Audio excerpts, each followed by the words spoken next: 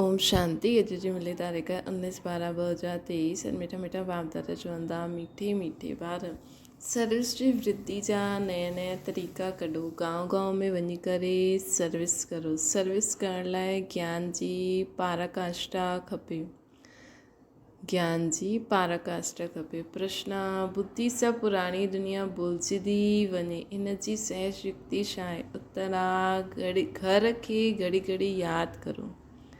बुद्धि सां पुरानी दुनिया भुलिजण जे लाइ घर में बाप खे घर खे घड़ी घड़ी यादि करो। बुद्धि में यादि रहे हाणे मृत्यु लोक सां हिसाब किताब चुकतो करे अमर लोक में वञिणो आहे। देह सां बि बेगर, इहा देह बि पंहिंजी न आहे। अहिड़ो अभ्यास थी वञे त पुराणी दुनिया भुलिजंदी वेंदी। हिन पुराणी दुनिया में रहंदे पंहिंजी परिपक्व अवस्था ठाहिणी आहे। हिकु रस अवस्था जे लाइ महिनत करणी आहे। बाबा चवंदा देह सां बि बेगर थी वञे। हीअ असांजी देह बि न आहे, हीअ देह बि पंहिंजी न आहे। अहिड़ो अभ्यास थी वञे त पुराणी दुनिया भुलिजंदी वेंदी। हिन पुराणी दुनिया में रहंदे पंहिंजी परिपक्व अवस्था ठाहिणी आहे। हिकु रस अवस्था जे लाइ महिनत करणी आहे। गीता माता ओ माता। ओम शांति। जगदम्बा जी महिमा भारत में ॾाढी आहे। जगदम्बा खे भारतवासियुनि जे सिवाइ कोई बि ॼाणंदो न आहे। नाम ॿुधो आहे जंहिंखे ईव अर्थात बीबी बि चईंदा आहिनि। हाणे तव्हां ॿारनि जी ॿुधी में आहे कि बीबी ऐं मालिक जे सिवाइ रचना त रची न सघंदा आहिनि। ज़रूरु जगदम्बा खे प्रकट थियणो पए। ज़रूरु हुई तॾहिं त गायन कंदा आहिनि। भारत जी महिमा ॾाढी आहे। बाबा चवंदा आहिनि भारत जी महिमा ॾाढी आहे। स्वर्ग बि चईंदा आहिनि। इहे बि ॼाणंदा आहिनि कि भारत ई प्राचीन हुयो, इन करे ज़रूरु हेवन हुजणो खपे।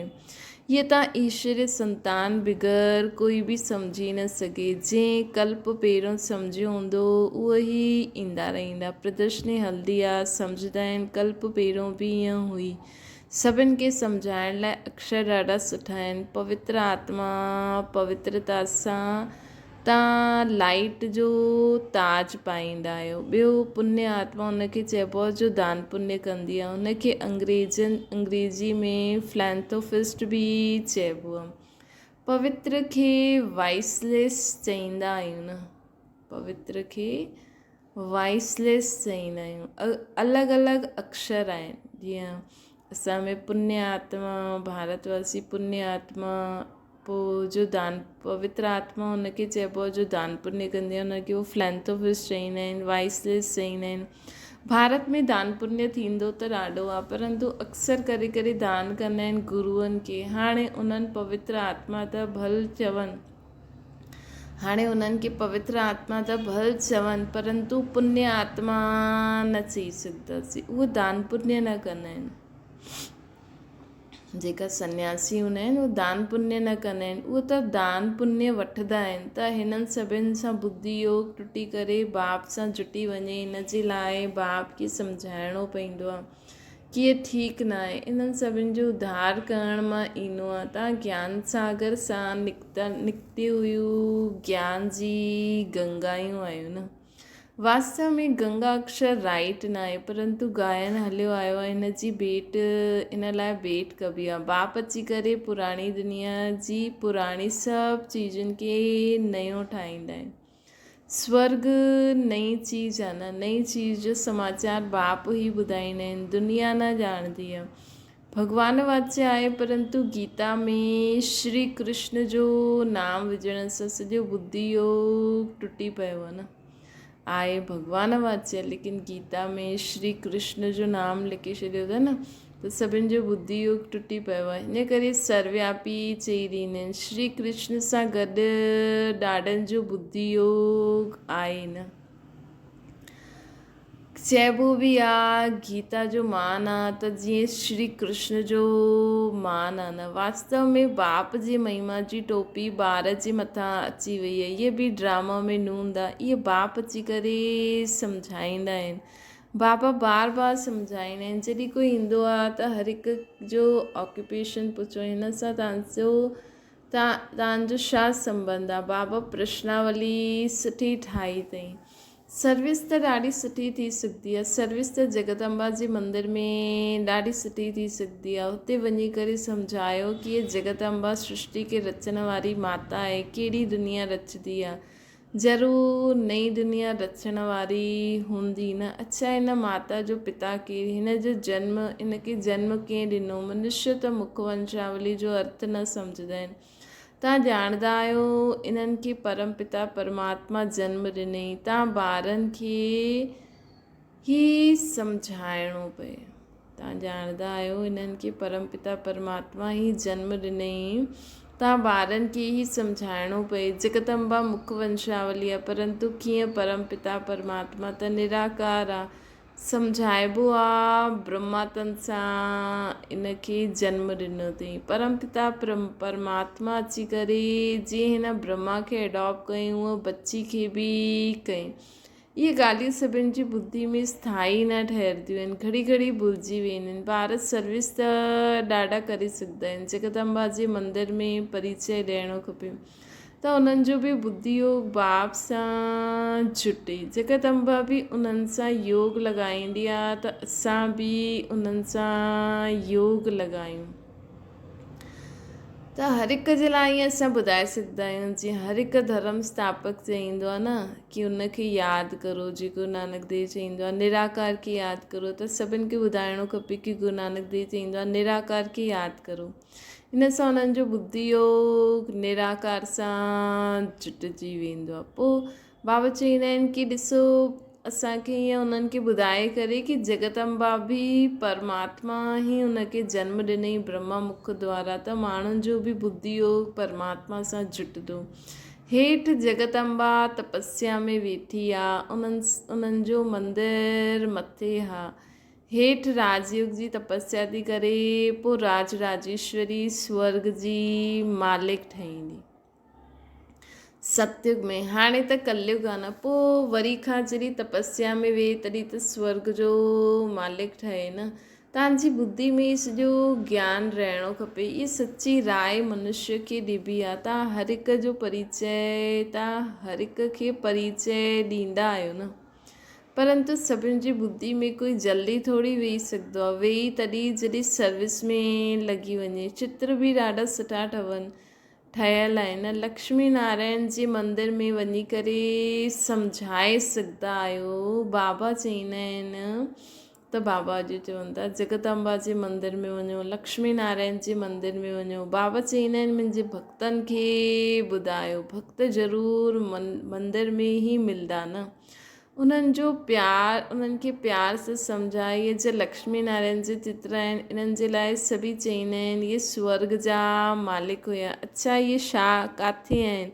ज़रूरु चईंदा कलयुग में। कलयुग में दुख ई दुख आहे। पोइ हिननि खे बादशाही कीअं मिली? तव्हां ॼाणंदा आहियो सभिनि खे, तव्हां ॼाणंदा आहियो त सभिनि खे ॿुधाए सघंदा आहियो। हिक खे सम्झाईंदा त सत्संग इकठो थी वेंदो। पोइ सभु चईंदा असां वटि अचो। मंदर में ॾाढो मेलो लॻी वेंदो। राम जे मंदर में वञी करे सम्झायो, हुनजो ऑक्यूपेशन ॿुधाए सघंदा आहियो। आहिस्ते आहिस्ते युक्ति सां सम्झाइणो खपे। कई ॿार लिखंदा बि आहिनि बाबा असां ईअं ईअं सम्झायो। हिकु ॿ खे सम्झाइण सां पोइ ॿिया निमंत्रण ॾींदा। हिकु ॿ खे सम्झाईंदा रहंदा त ॿिया बि निमंत्रण ॾींदा। असांजे घर में बि 7 रोज़ भाषण हले त सुठो आहे। पोइ हुतां खां ॿियो कोई निकिरी वेंदो। कोई बि निमंत्रण ॾे हुनखे सम्झाइणो खपे जो छॾे ई न। कोई बि निमंत्रण ॾे त हुनखे ईअं सम्झाइणो खपे जो पोइ उहो बाबा खे छॾे ई न। कंहिं बि कंहिं रीति सां उहो बाबा जे कार्य में, बाबा जे यज्ञ में, बाबा जे ज्ञान सां, या तव्हांजे बाबा जो जेको असां स्नेह ॾींदा आहियूं। कई माण्हू स्नेह जे कारण बि बाबा जे घर ईंदा आहिनि। त ईअं असांखे कंहिं न कंहिं रीति सां आत्माउनि खे बाबा सां जोड़े करे रखिणो आहे। भाषण करण सां आसपास वारा मित्र संबंधी आदि बि मित्र संबंधी आदि बि इकट्ठा थींदा, ईअं ई वृद्धि थींदी वेंदी आहे न। सेंटर ते एतिरा न अची सघंदा आहिनि। इहा सुठी युक्ति आहे कि कंहिं मंदिर आदि में वञी करे भाषण करो, पोइ उन सां मित्र संबंधी आदि बि, या कोई असांखे घर में निमंत्रण ॾिए त हुतां बि माण्हू हिकु सत्संग ठहींदो आहे। ईअं महिनत करणी खपे। महिनत करण जो ढंग मुश्किल कंहिंखे ईंदो आहे। ज्ञान जी पराकाष्ठा खपे। बाबा केतिरो दूर सां असांखे सेखारणा आहिनि। अगरि सर्विस न कंदव त ऊच पद कीअं पाईंदव। स्कूल में ॿार ॾाढा सुठा चमत्कारी हूंदा आहिनि, उछलंदा रहंदा आहिनि। इहे बि पढ़ाई आहे न, इहे वंडरफुल पढ़ाई आहे। हिन में बूढ़ा जवान ॿार सभु पढ़ंदा आहिनि। ग़रीबनि खे ॿियो ई सुठो चांस आहे। सन्यासी बि वास्तव में ग़रीब आहिनि। एतिरा वॾा वॾा धनवान मनुष्य पाण वटि सॾु कंदा आहिनि। सन्यासिन घर बार छॾे बेगर थी विया आहिनि। बाबा चवनि था सन्यासी भी वास्तव में गरीब आहिनि। केतिरा वॾा वॾा धनवान मनुष्य पाण वटि सॾु कंदा आहिनि, सन्यासी माण्हू। त बाबा चवंदा आहिनि न, इहे ज्ञान ग़रीबनि जे लाइ आहे। त असांखे सन्यासिन खे बि, ग़रीबनि खे सन्यासिन खे सभिनि खे युक्ति सां ॿुधायो। बाबा चवनि था सन्यासिन घर बार छॾियो आहे त बेगर थिया न, कुझु बि उन्हनि वटि न आहे। तव्हां बि हाणे बेगर आहियो, पोइ असां प्रिंस ठहींदासीं। हाणे असां बेगर आहियूं, पोइ असां प्रिंस ठहींदासीं। हिन में पवित्रता, उहा बि बेगर आहिनि, हिन में पवित्रता जी ॻाल्हि आहे। तव्हां वटि ॿियो कुझु बि न आहे। तव्हां देह खे बि भुलिजी वेंदा आहियो। देह सहित सभु कुझु त्याग करे हिकु बाप जा ठहींदा आहियो। जेतिरो हिकु बाप खे यादि कंदा, ओतिरी धारणा बि थींदी। हिकु रस धारणा थी वञे, हुन जे लाइ महिनत खपे। बाबा चवनि था असांखे बाबा वटि वञिणो आहे त इहे पुराणी दुनिया जा ख़्याल छा रखूं। जॾहिं जेसिताईं परिपक्व अवस्था थिए तेसिताईं रहणो हिन पुराणी दुनिया, पुराणे शरीर में ई आहे। जेसिताईं असांजी अवस्था पक्की थिए तेसिताईं असांखे हिन पुराणी दुनिया में, हिन पुराणे शरीर में ई रहणो आहे। त इहे असांखे पको करिणो आहे कि असांखे हाणे बाबा वटि वञिणो आहे त हिन पुराणी दुनिया जो ख़्यालु छा करो, हिन चीज़ुनि जो ख़्यालु छा करो। हाणे त असांखे पंहिंजे घर हलणो आहे न। हा थोरो ध्यानु आदि रखिणो आहे, लेकिन उहो ममत्व न हुजिणो खपे। हाणे बाबा चए सभु छॾे करे मूं वटि अची वञो। हा बाबा, पोइ कोई बि संकल्प न अचिणो खपे। बाबा चवनि था जेसिताईं अवस्था परिपक्व न थी थिए तेसिताईं हिन पुराणी दुनिया, पुराणे शरीर में ई रहणो। हाणे तव्हांखे गृहस्थ व्यवहार में रही करे पवित्र ठहिणो आहे। इहो मृत्यु लोक सां हिसाब किताब चुकतो थींदो आहे। हाणे अमर लोक में वञिणो आहे। घर खे घड़ी घड़ी यादि करण सां पुराणी दुनिया भुलिजंदी वेंदी।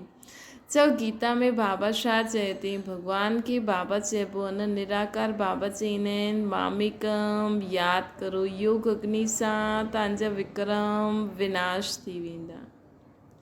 बाबा खे जो असां यादि कंदा आहियूं, यादि जी योग जी अग्नि अर्थात बाबा खे हिकु रस एकाग्र बुद्धि सां यादि कंदासीं त असांजा सभु विक्रम विनाश थी वेंदा।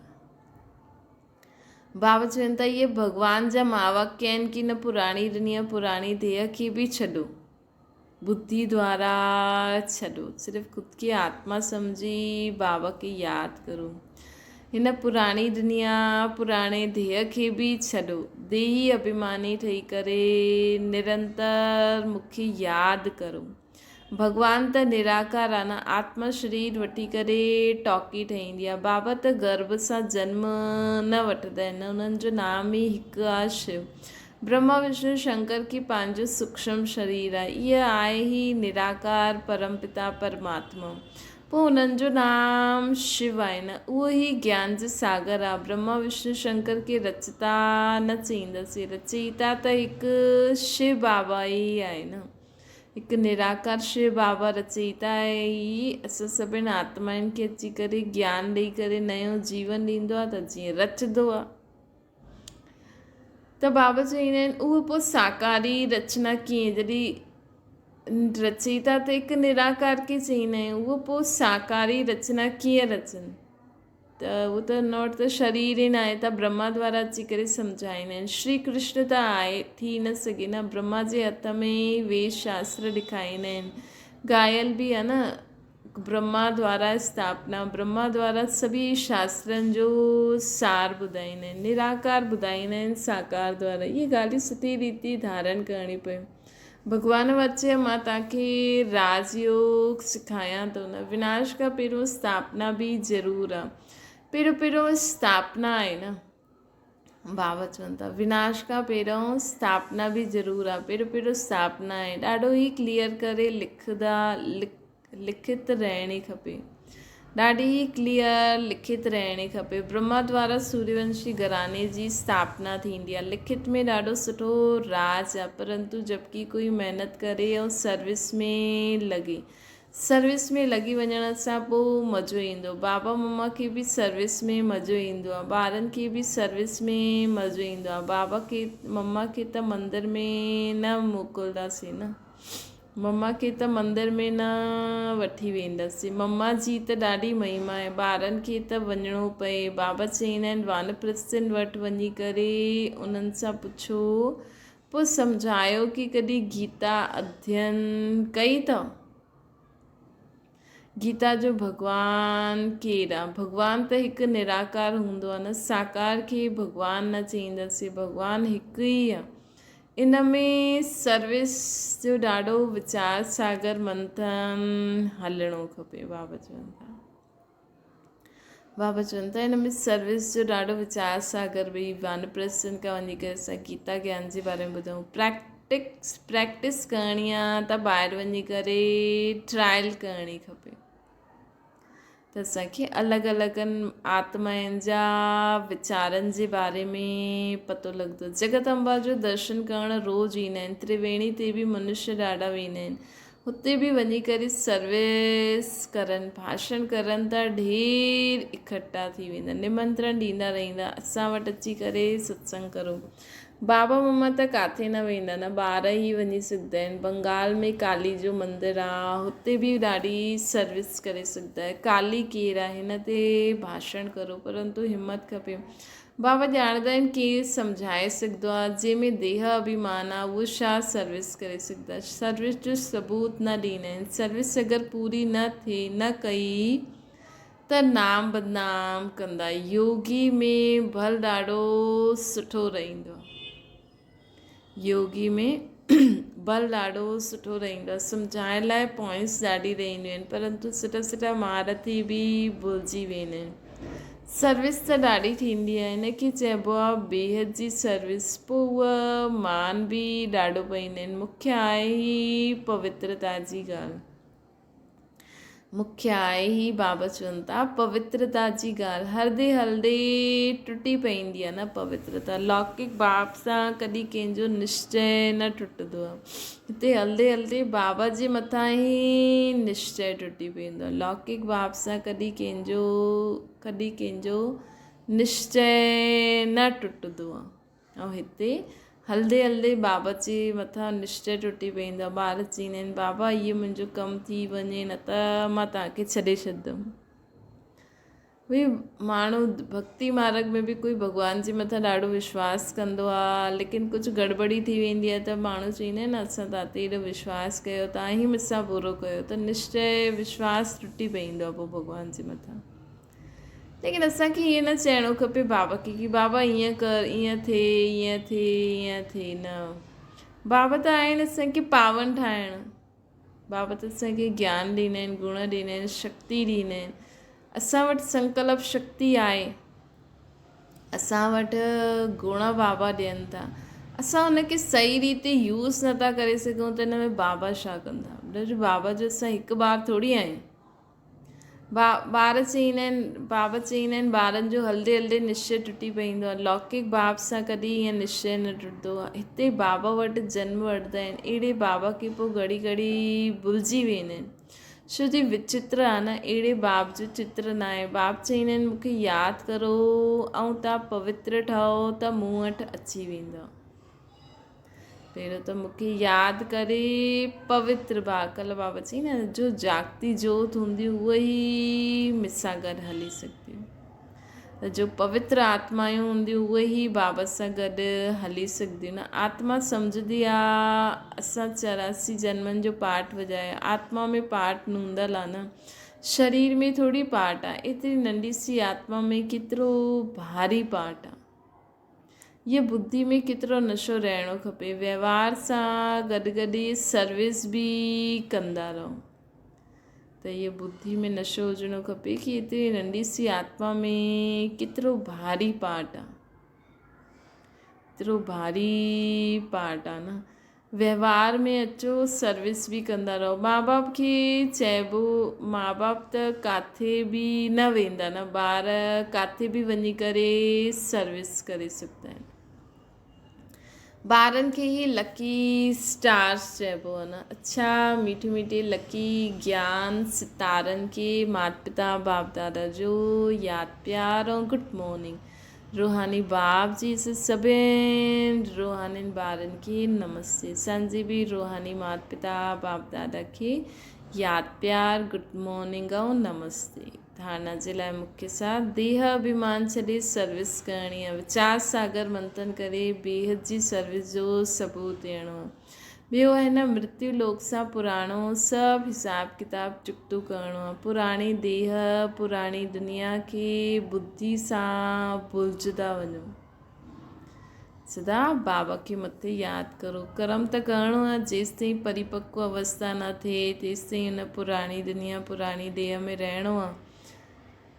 त बुद्धि असांजी मथे लॻी रहे। बाबा वटि वरदान आहे, हिक जी स्मृति द्वारा हिकु स्थिति ठाहिण वारा ऊच पद जे अधिकारी ठहूं। हिकु स्थिति ठाहिण लाइ सदा हिक जी स्मृति रहे। अगरि हिक जे बजाए ॿियो कोई बि यादि अची वियो त हिक रस जे बजाए बहुरस स्थिति थी वेंदी। जंहिं समय ॿियो कोई रस आकर्षित कंदो, उन समय यदि असांजो अंतिम समय अची वियो त ऊच पद न पाए सघंदासीं। हिन करे हर सेकेंड अटेंशन रखो। सदैव हिकु जो पाठ पको करो। हिकु बाप हिकु ई संगम जो समय ऐं हिकिड़े स्थिति में रहणु आहे त ही ऊच पद जो अधिकार मिली सघंदो आहे। त ऊच पद जो अधिकार मिली वञे, हिन जे लाइ हिक जो पाठ पको करो। हिकु बाप हिकु ई संगम युग हिकु रस स्थिति, बसि ॿियो कुझु बि न। स्लोगन आहे, शुद्ध संकल्पन जो भोजन स्वीकार करण वारा ही सच्चा वैष्णव आहिनि। शुद्ध संकल्पन जो भोजन स्वीकार करण वारा ही सच्चा वैष्णवी आत्मायूं आहिनि। अच्छा ओम शांति। बाबा खे यादि करो।